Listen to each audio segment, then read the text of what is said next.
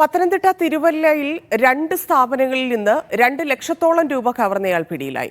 ഇടുക്കി മാങ്കുളം സ്വദേശി എ.ജെ. തോമസ് ആണ് പിടിയിലായത്. ഇയാൾക്കെതിരെ വിവിധ സ്റ്റേഷനുകളിൽ മോഷണക്കുറ്റത്തിന് കേസുണ്ട്.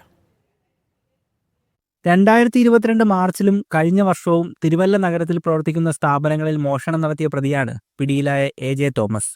2022 തിരുവല്ലയിലെ ബ്യൂട്ടി പാർലറിൽ മോഷണം നടത്തി. കഴിഞ്ഞ വർഷം നഗരത്തിലെ ഷോപ്പിംഗ് സെന്ററിൽ നിന്നും പണം കവർന്നു. ആദ്യ കേസിൽ പ്രതിയെ കണ്ടെത്താൻ കഴിയാതെ പോലീസ് അന്വേഷണം നിർത്തിവച്ചിരിക്കുകയായിരുന്നു.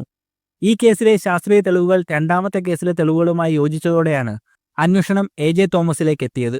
ആദ്യത്തെ കേസ് നമ്മൾ UN ആക്കി അൺഡിക്റ്റേറ്റഡ് ആക്കി മാറ്റിയ കേസാണ്.